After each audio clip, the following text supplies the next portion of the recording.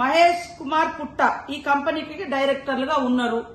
ఈ తలసాని సాయి కుమారు టిఆర్ఎస్ పార్టీయా, వాళ్ళ నాన్న కాంగ్రెస్ పార్టీయా, వాళ్ళ నాన్నేమన్నా కాంగ్రెస్ పార్టీ నాయకుడా? ఇది మీరే కదా ఇచ్చింది. ఈ రోజు మీరిచ్చి అన్ని రకాల అనుమతులు మే 2023లోనే అప్పటి బీఆర్ఎస్ ప్రభుత్వం అన్ని రకాల పర్మిషన్లు ఇచ్చి మరి ఫైర్ డిపార్ట్మెంట్ నుంచి కూడా నో అబ్జెక్షన్ సర్టిఫికెట్స్ కూడా ఇప్పించుకున్నారు. ఇన్ని చేసి ఇన్ని రోజులు మేము ఆపుకుంటూ వచ్చినాము. ఈ రోజు కావాలని రైతులను రెచ్చగొట్టించి ఈ ప్రభుత్వాన్ని బదనాం చేసేటువంటి కార్యక్రమం చేపడుతున్నారు. రైతుల ఆందోళన జరుగుతుంటే అక్కడికి ఆర్డీఓ పోయి వాళ్ళతో చర్చలు జరిపితే కావాలని బీఆర్ఎస్ బీజేపీ నాయకులు ఆర్డీఓ నిర్బంధించడం, ఇంత దుర్మార్గమైనటువంటి కుట్రపూరితమైనటువంటి లక్షణాలు పునికి పుచ్చుకున్నటువంటి మీరు ఎప్పుడు కూడా బాగుపడరు. వాస్తవాలు మాట్లాడండి.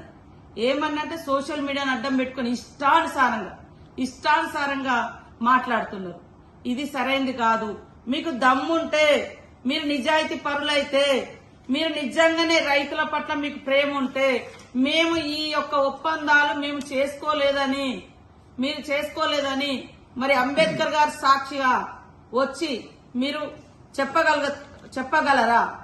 లేదా మరి ఈ రోజు లక్ష్మీ నరసింహస్వామి టెంపుల్ కి వచ్చి చెప్పగలరా? మేము పర్మిషన్లు ఇవ్వలేదు, మాకేం సంబంధం లేదని ఎక్కడికి వచ్చి చెప్పగలుగుతారో మీరు చెప్పండి.